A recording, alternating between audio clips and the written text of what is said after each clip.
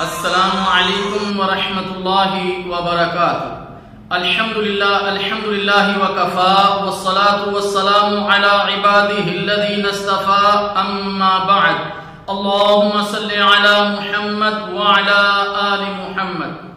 حمد و صلاۃ کے بعد رمضان المبارک کے دروس کے سلسلہ میں آج جس موضوع پر ہم نے گفتگو کرنی ہے، قیام اللیل یعنی تراویح کی نماز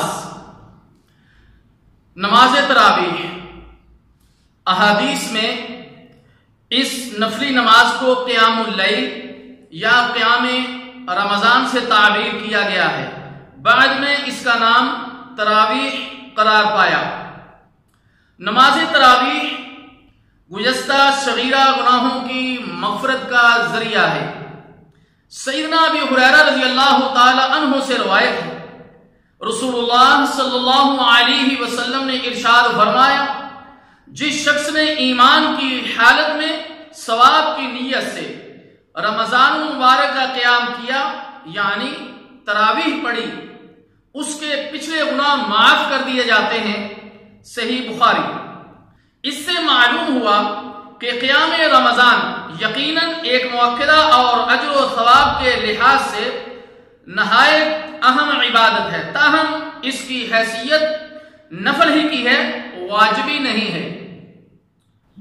اس نماز کی وجہ سے جو گناہوں کا وعدہ کیا گیا ہے وہ گناہ صغیرہ ہیں، کبیرہ گناہ بغیر خالص توبہ کے معاف نہیں ہوتے، اور حقوق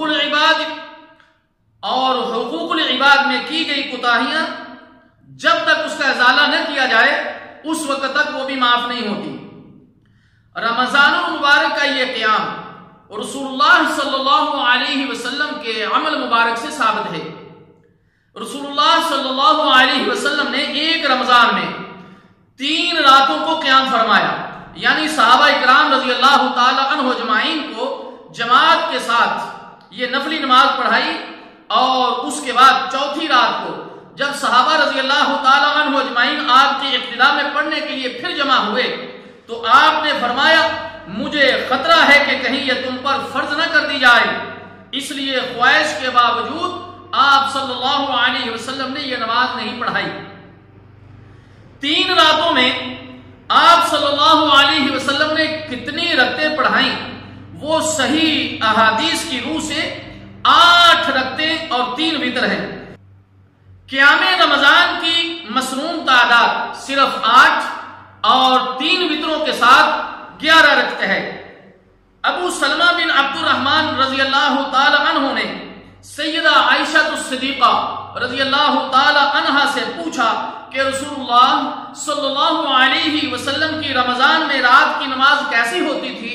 تو بی بی سیدہ عائشہ الصدیقہ رضی اللہ تعالی عنہ نے جواب دیا کہ رسول اللہ صلی اللہ علیہ وسلم رمضان میں رات کی نماز یا غیر رمضان میں رات کی نماز 11 رکعتوں سے زائد نہیں پڑھا کرتے تھے، 4 رکعتیں پڑھتے اور ان کے طول و حسن کا کیا کہنا، پھر 4 رکعت پڑھتے جن کے طول و حسن کا کیا کہنا، پھر 3 رکعت وتر ادا فرماتے۔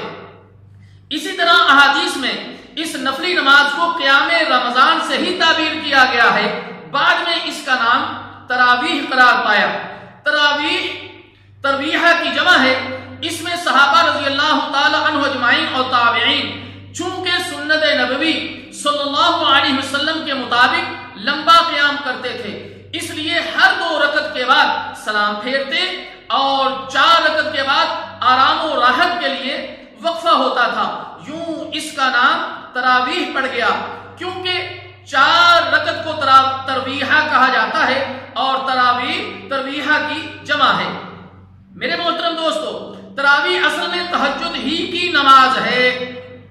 رمضان مبارک میں لوگوں کی آسانی کے لیے تاکہ ہر شخص اس کی فضیلت حاصل کر سکے، اسے عشاء کی نماز کے فوراً بعد متصل ہی پڑھ لیا جاتا ہے جو تہجد کا اول وقت ہے۔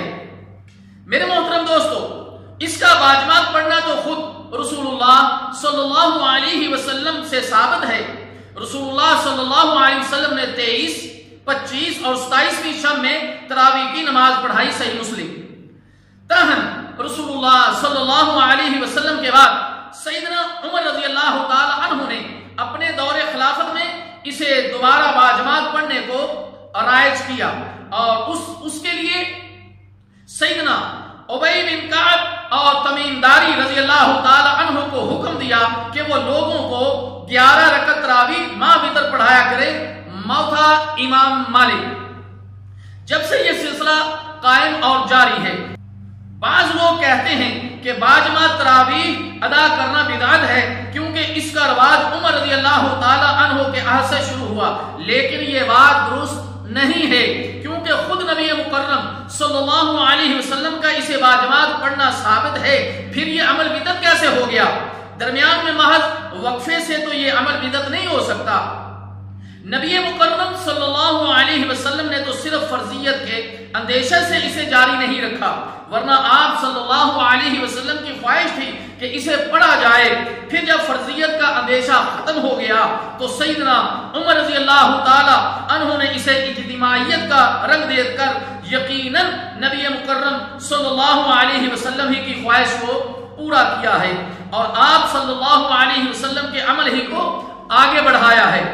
تاہم اگر کوئی شخص آخر شب میں انفرادی طور پر اسے پڑھنے کا اہتمام کرتا ہے تو یہ بھی جائز ہے، لیکن عام لوگوں کے لیے ایسا کرنا ممکن نہیں ہے، اور وہ شب کے آخر میں اپنے اپنے طور پر اسے ادا کرنے کی قدرت نہیں رکھتے۔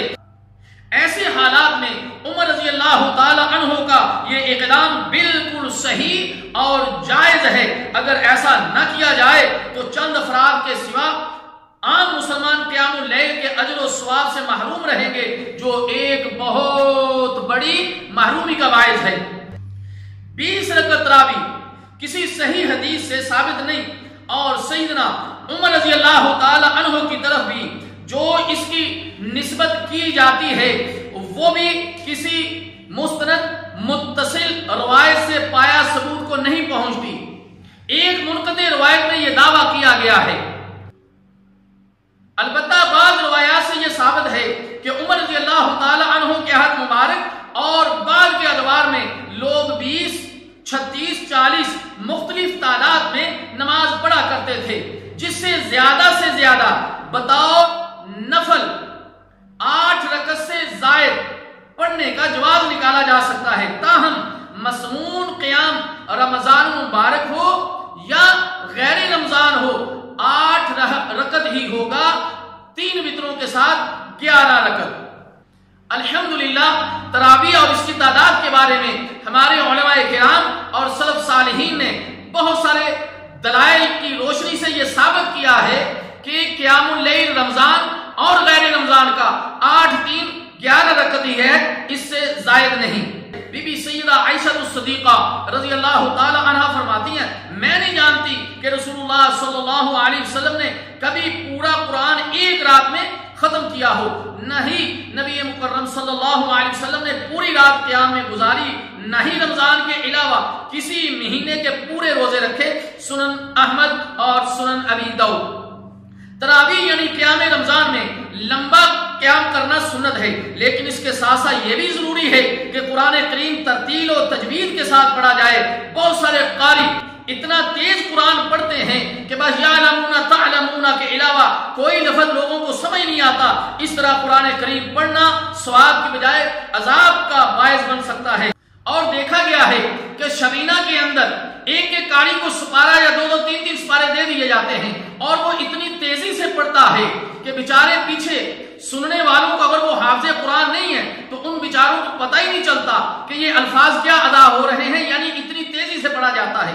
اسی طرح میرے محترم دوستو، فرضوں کے علاوہ باقی نمازوں میں قرآن دیکھ کر پڑھنا جائز ہے۔ سیدہ عائشہ الصدیقہ رضی اللہ تعالی عنہا کا غلام رکوان قرآن کریم سے دیکھ کر نماز پڑھایا کرتا تھا، صحیح بخاری۔ اللہ تعالیٰ جل شانہ سے دعا ہے کہ اللہ تعالیٰ ہمیں حق پہچاننے کی توفیق عطا فرمائے، اور جو کچھ کہا گیا ہے سنا گیا ہے اس کو سمجھنے کی اور عمل کی توفیق عطا فرمائے۔ والسلام علیکم ورحمۃ اللہ وبرکاتہ۔